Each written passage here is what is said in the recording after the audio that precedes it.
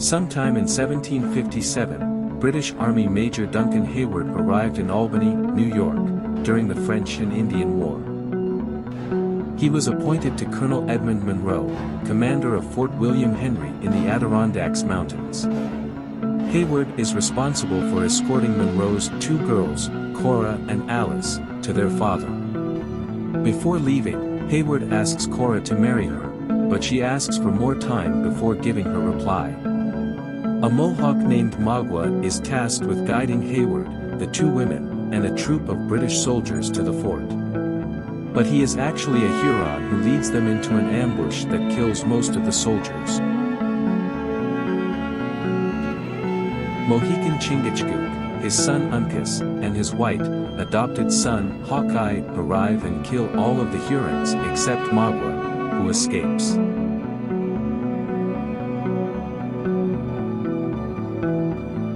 The trio made a commitment to bring the women and Hayward to the fort. During the trek, they found another massacre in a farm, but did not stop to bury the victims so as not to warn the Huron of their presence.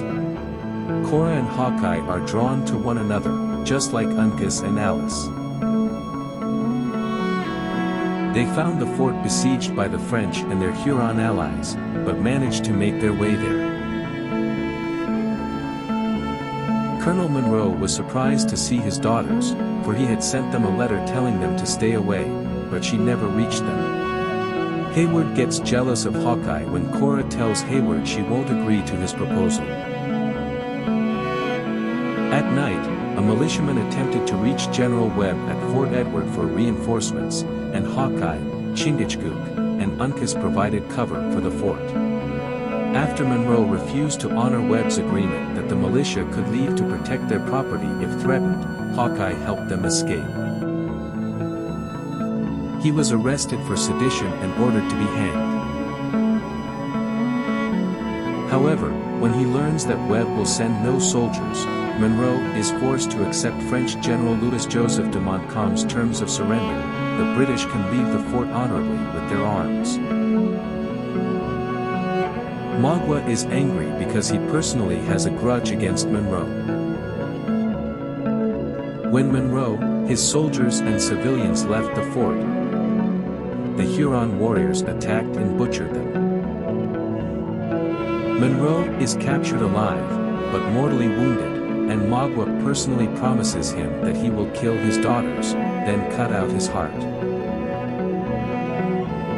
Hawkeye, Uncas, and Chingachgook fight their way out, taking Cora, Alice, Hayward, and a few British soldiers. They hide in a cave behind a waterfall, but Magua finds them. Before Hawkeye, Uncas, and Chingachgook escape from the waterfall, Hawkeye tells Cora to stay alive and vows he will find her. Magua takes his 3 prisoners to a Huron settlement. While he is addressing a sachem, Hawkeye enters unarmed to plead their lives. The sachem rules that Hayward is to be returned to the British, Alice be given to Magua for the wrongs done to her by Monroe, and Cora be burned alive. Although Hawkeye is told he can leave in peace for his bravery, he offers to take Cora's place. Hayward, who is acting as interpreter, instead tells the Hurons to take his life for Cora's.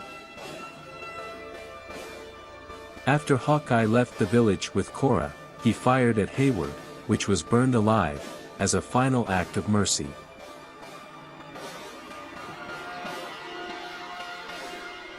Chingachgook, Uncas, and Hawkeye then pursue Magua's party to rescue Alice.